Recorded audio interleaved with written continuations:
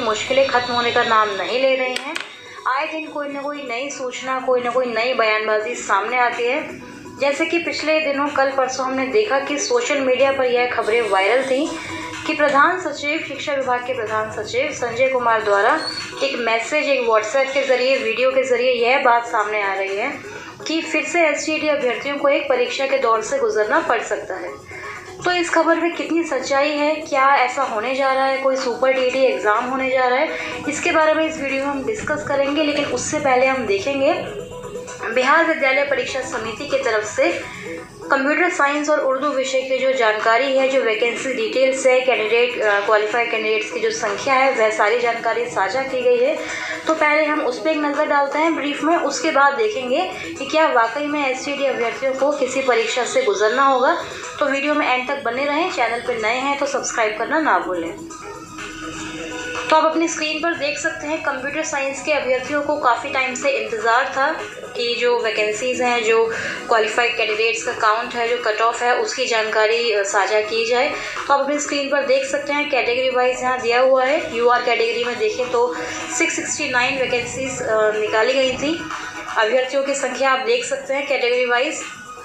उसी तरह ईडब्ल्यूएस में 167, बीसी के लिए 201, ईबीसी 301, एससी 268 और एसटी के लिए 17 वैकेंसीज थी। आगे डब्ल्यूबीसी भी दिया हुआ 50। तो इस तरह से आप देख सकते हैं कि कितनी कट ऑफ जो है किस कैटेगरी में गई है। तो स्क्रीन पर पॉज करके आप अच्छी तरह पढ़ सकते हैं। अगले विषय की तरफ चलते हैं, उर्दू विषय की तरफ।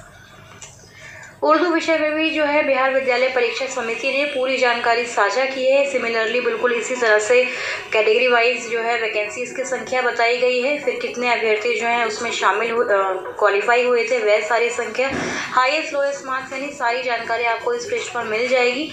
एक बात और, कुछ अभ्यर्थियों का यह भी आरोप था कि जो है बिहार विद्यालय परीक्षा समिति ने रिजल्ट बनाते समय महिला अभ्यर्थियों को जो है आरक्षण नहीं दिया है। तो वो भी आप यहाँ पर देख सकते हैं, चेक कर सकते हैं कि फीमेल अभ्यर्थियों को भी जितना 35% का आरक्षण दिया जाना था वह दिया गया है।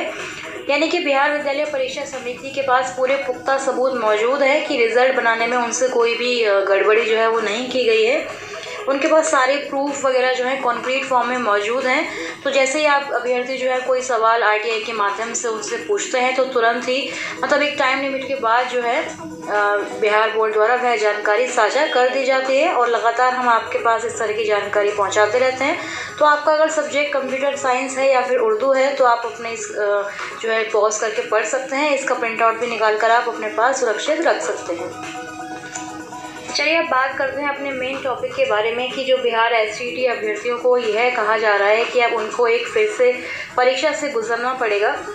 तो पहले तो कुछ दिनों पहले यह बात सामने आई थी संजय कुमार द्वारा कि एक नया रिक्रूटमेंट बोर्ड बनाया जा रहा है 7वें चरण की बहाली के लिए। फिर उससे पहले हमने देखा था कि नियमावली में संशोधन की बातें भी सामने आई थी कि नई नियमावली बनाई जाएगी या जो नियमावली वर्तमान में है उसमें ही थोड़ा बहुत संशोधन करके एसटीईटी अभ्यर्थियों को शायद एसटीईटी मार्क्स के आधार पर वेटेज इत्यादि दिया जाएगा, ताकि मेरिट और नॉट इन मेरिट का झगड़ा ही जो चक्कर है वही ख़त्म हो जाएगा और 7वें चरण की बहाली जो है वो की जाएगी। लेकिन अब हमने देखा कि संजय कुमार द्वारा व्हाट्सएप पर एक कॉन्वर्जेसन में यह लिखा गया, जब उनसे पूछा गया कि क्या ये न्यूज़ सही है और वाकई में कोई परीक्षा होने जा रही है, सुपर टीटी एग्ज़ाम होने जा रहा है, तो उनका जवाब आया कि we are thinking about it means कि वह इस पर विचार कर रहे हैं और संभव है कि भविष्य में कोई प्रतियोगिता परीक्षा का आयोजन किया जाए और शिक्षकों की बहाली जो है वो उसी आधार पर की जाए। तो इस खबर की अगर पड़ताल करने की कोशिश करें या विश्वास करें अगर इस खबर पर, क्योंकि सरकार अच्छी तरह जानती है, बिहार सरकार जानती है कि जो एसटीईटी अभ्यर्थी हैं वह संजय कुमार की बात पर काफ़ी ट्रस्ट करते हैं, विश्वास करते हैं। इसीलिए बार बार संजय कुमार के माध्यम से कोई ना कोई इन्फॉर्मेशन, कोई ना कोई जो बयान है वो कन्वे करवाया जाता है। पहले यह कहा गया था कि सभी जो क्वालिफाई अभ्यर्थी हैं उनको जॉब मिलेगी। तो संजय कुमार का ट्वीट आया था कि येस, ऑनलाइन सेंट्रलाइज की बात भी उन्होंने की थी। तो अभ्यर्थी काफ़ी आश्वस्त हुए थे कि ठीक है, संजय कुमार ने कहा है तो वाकई में ऐसा हो सकता है, पॉसिबल है। और अब उन्हीं के द्वारा यह कहा गया था कि एक नया रिक्रूटमेंट बोर्ड बनाया जाएगा, फिर नियमावली संशोधन की भी बात कही गई थी। और अब तीसरी बात जब यह सामने आ रही है कि फिर से एक परीक्षा ली जाएगी। MIM न्यूज़ बुलेटिन के माध्यम से पहले भी आपको ये जानकारी दी गई थी कि नियमावली में आंशिक संशोधन किया जा सकता है, जिसमें सुपर टीईटी एग्ज़ाम हो सकता है या फिर बीपीएससी के माध्यम से कोई परीक्षा ली जा सकती है। लेकिन इस परीक्षा से क्या होगा, सरकार को क्या फ़ायदा होगा या अभ्यर्थियों का इसमें क्या फ़ायदा है, इस पे बात करते हैं। देखिए, बिहार सरकार तो हमेशा से यही चाहती है कि बहाली में जितना डिले कर सकती है उतना डिले करे। जैसे कि छठे चरण की बहाली को डिले करने के लिए सरकार ने पंचायत चुनाव का बहाना अभी पकड़ा हुआ है। उसके बाद फिर ये तीसरे चरण की काउंसलिंग का शेड्यूल जारी करते करते 1-2 महीने और लगा देगी। फिर वेरिफिकेशन के नाम पर डिले होगा। तो इस तरह से छठा चरण अभी डिले होता जाएगा। या ये भी हो सकता है कि सरकार 7वें चरण की बहाली का नोटिफिकेशन जारी कर सकती है, ऑल्टरनेटिवली वह भी साथ साथ चलता रहेगा। लेकिन ऐसा काफ़ी मुश्किल लगता है। सरकार छठा चरण ही धीरे धीरे कंप्लीट करेगी, फिर 7वां चरण को वो उतना ही डिले करती रहेगी। बहाना मिलता रहेगा कि छठा चरण समाप्त होते ही 7वां चरण का जो नोटिफिकेशन है वह जारी कर देंगे।